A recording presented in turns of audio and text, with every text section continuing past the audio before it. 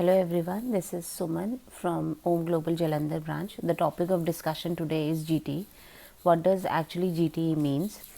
एक international student अपनी admission requirement पूरी करता है, अपने एडमिशन अप्लाई करता है and he gets the offer letter from Australian university. That is the first step. Second is to clear the GTE. Genuine temporary entrant is the full form of the GTE. It is actually the way to inform or tell the university people that the student have genuine intention to study abroad. How does this GTE requirement is the student, what document the student has to provide in order to meet the GTE? First is the show money.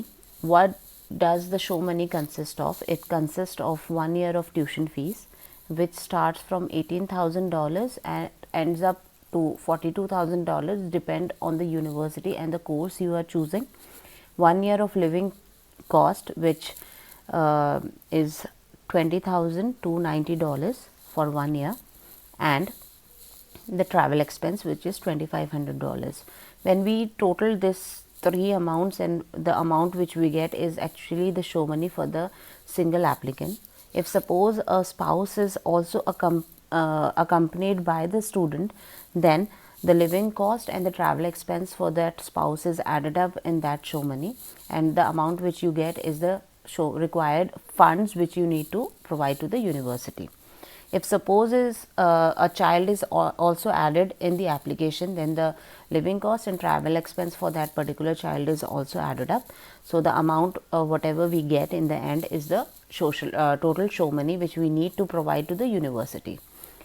In which, how much old these funds should be?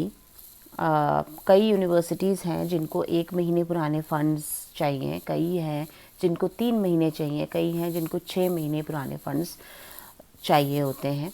कई ऐसी भी universities हैं जिनको funds की requirement नहीं होती. उनका जो रिप्रेजेंटेटिव होता है, they ask them to provide the application form which we need to fill up and send it to the university, and they issue the COEs on behalf of that particular form. कई universities ऐसी भी है जो अपने representative appoint करती हैं और उनको कहती हैं कि उनके बिहाफ पे वो स्टूडेंट की GTE असेस करे, और whatever relevant documentation is required to clear that GTE, it should be with the agent, and whenever the university wants that particular GTE documents, they are in position to provide them. So it solely depends on that particular representative what documents they want in order to clear your GTE. ऐसा नहीं है कि 1 महीने 3 महीने 6 महीने पुराने funds ही available होंगे तभी आपकी GTE क्लियर होगी. कई ऐसी यूनिवर्सिटीज़ हैं जिनको 1 दिन पुराना फ़ंड भी एक्सेप्टेबल है. कई ऐसी यूनिवर्सिटीज़ हैं जो कहती हैं कि आप अपने लिविंग कॉस्ट और ट्रैवल एक्सपेंस हमें 3 महीने पुराने दिखा दो, बट जो फीसेस आपने पे करनी है, साल की करनी है, 6 महीने की करनी है, वो आप रिसेंटली शो कर दो. So there are many procedure which we need to follow in order to get those GTE clears. Second thing which comes in our mind is how to clear GTE for the spouse. कई students आते हैं हमारे पास जो graduate होते हैं और masters के लिए जाना चाहते हैं. Yes, we can apply spouse dependent visas for their spouse along with their application, but again there is a guideline provided by the university which we need to follow. First, the spouse should be graduate. Second, the marriage should be 2 years old. Again, when registration of marriage is questioned, it depends on the university again how much old marriage they are accepting. कई universities ऐसी हैं जिनको recent marriages चलती हैं, कई universities ऐसी हैं जिनको 2 साल पुरानी मैरिजेस चाहिए, कई यूनिवर्सिटीज़ ऐसी हैं जिनको 1 साल पुरानी मैरिजेस चाहिए. So it depends on the university how much old marriage they accept. Question doubt का तब आता है यूनिवर्सिटीज़ के माइंड में जब हम ये शो करते हैं कि जो मेन एप्लीकेंट है वो ग्रेजुएट है और वो मास्टर्स के लिए जाना चाहता है, और जो उसका बेटर हाफ है उसने सिर्फ +2 किया हुआ है. However there are many cases genuinely जो कि स्टूडेंट मास्टर्स हो या ग्रेजुएट हो और उसका जो स्पाउस है वो सीनियर सेकेंडरी ही उसने किया हो.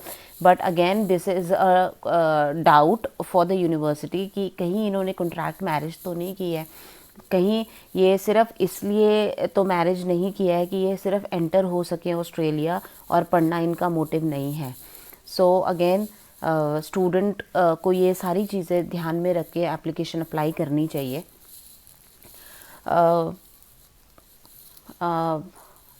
किस फॉर्म में आपके फंड्स एक्सेप्ट करती है यूनिवर्सिटी? एफडीज़ के फॉर्म्स में एक्सेप्ट करती है, सेविंग अकाउंट के फॉर्म में एक्सेप्ट करती है, आरडीज़ के फॉर्म में एक्सेप्ट करती है, एजुकेशनल लोन आप ले सकते हो. कई ऐसे भी क्लाइंट्स हमारे पास आते हैं जो कहते हैं हमारे पास फ़ंड्स अवेलेबल हैं बट वो किसी ग्रामीण बैंक में है या पोस्ट ऑफिस में है, but sorry to say university don't accept ग्रामीण बैंक या पोस्ट ऑफिस के fund. There is a list generated by the high commission which have 50 round about 50 nationalized bank names mentioned on that list, जिसके funds वो accept करती है. तो अगर आप फंडिंग शो कर रहे हो तो वो नेशनलाइज बैंकिंग की ही फंड्स आप शो करो ताकि आपकी जीटीई क्लियर हो. Third thing is annual income. कई ऐसे स्टूडेंट हैं जिनके फादर मदर शो कर सकते हैं फंड्स. एग्रीकल्चरिस्ट हैं, उनके maternal grandfather, paternal grandfather, grandmother भी शो कर सकते हैं funds. Annual income is basically what you earn annually. So कोई एग्रीकल्चरिस्ट है वो अपनी income certificate from tehsildar jamabandi जेल फॉर्म्स दे सकता है. कोई गवर्नमेंट एम्प्लॉय है तो वो इनकम टैक्स रिटर्न या फॉर्म नंबर 16 दे सकता है, उसके रेलेवेंट अपने जॉब आईडी प्रूफ्स दे सकता है.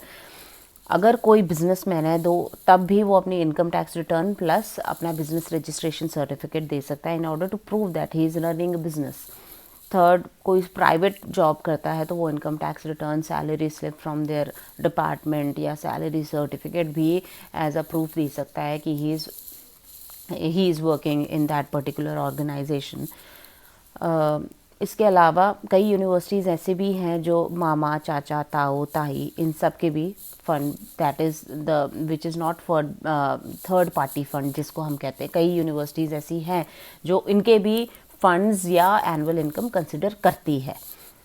सो इसके अलावा जो जीटीई में डॉक्यूमेंटेशंस होती है, that is affidavit of support, your ID proof, your work experience in blah blah, they consider all these things for GTE. I think so मैंने काफ़ी हद तक आप लोगों की जीटीई की कन्फ्यूजन दूर की होगी. If then also you have any question regarding the admissions or regarding the GTE, you can drop your number in the comment section. Our calling team will surely get back to you. Otherwise you can give us a call or you can visit any of the Om Global branches which are in Chandigarh, in Jalandhar, which Amritsar, Karnal and Yamunanagar. आप वहाँ पे किसी भी counsellor से आके मिलके अपने doubt clear कर सकते हो एडमिशन के रिगार्डिंग, जीटीई के रिगार्डिंग, फंड्स के regarding. So thank you very much. Have a nice day.